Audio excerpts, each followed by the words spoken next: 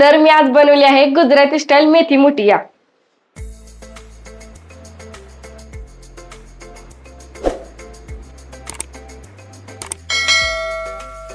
तर सगळ्यात आधी आपल्याला लागणार आहे मेथी। मी धुवून घेतलेली आहे। आता याला बारीक कट करून घेऊ। आता याला बारीक चिरून घेते।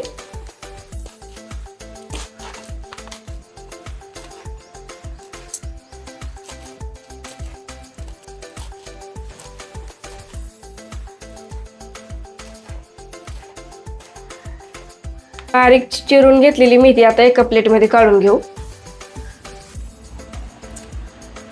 अर्धा कप रवा, बारीक रवा घेतलाय मी।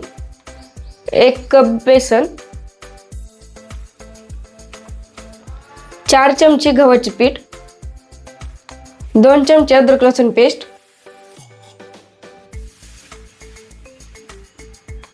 2 चमचे दही,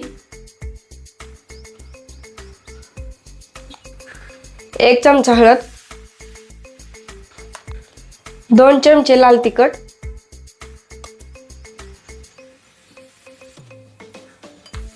2 चमचे तेल किंवा अंदाजे ओतू शकता, 1 चमचे मीठ, 2 चमचे लिंबाचा रस। यामध्ये बारीक चिरलेली मेथी टाकून घेऊ।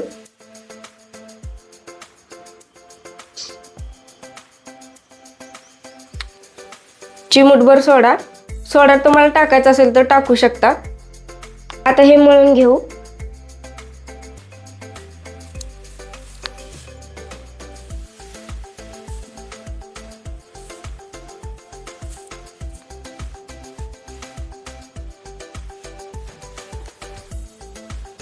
आता लागेल तसं पाणी टाकून मळून घेऊ।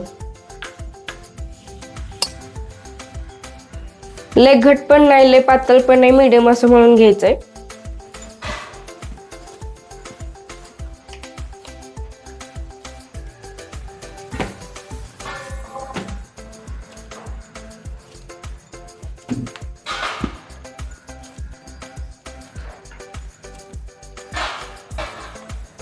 आता आपलं पीठ मळून झालेलं आहे। आता याला 5 मिनिटं झाकून ठेवू। आता हे पाणी गरम होतंय तोपर्यंत आपण हे करून घेऊ मुठिया। चाळणीला थोडंसं तेल लावून घेऊया, म्हणजे खाली चिटकणार नाही।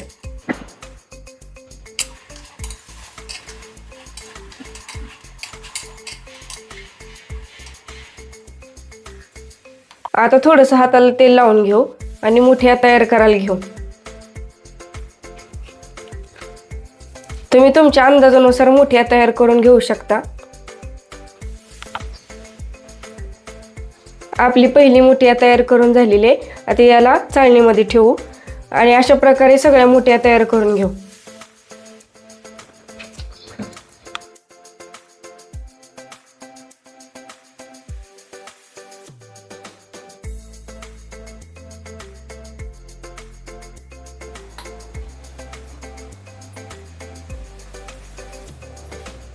आता पाणी उकळलेलं आहे। हे आता कढईवर ठेवून बारीक गॅस करून 10 ते 15 मिनिटं शिजवून घेऊ।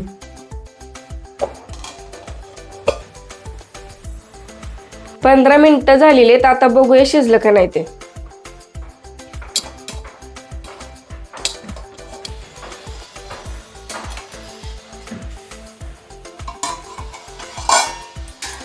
आता चाकूच्या सहाय्याने चेक करू।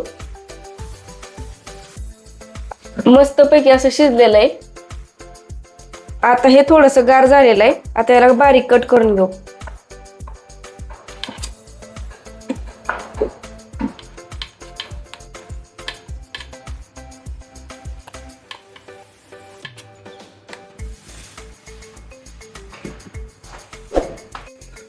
आता पॅन मध्ये 1 पळी तेल टाकून घेऊ। तेल गरम झाल्यानंतर 1 चमचे मोहरी टाकून घेऊ। मोहरी तडतडून झाल्यानंतर यामध्ये थोडंसं तेल टाकून घेऊ। लगेचच कढीपत्ता टाकून घेऊ।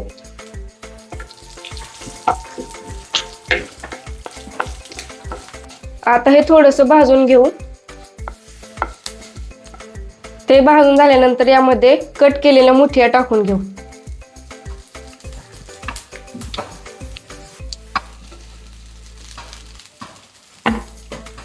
आता थोडंसं परतून घेऊया.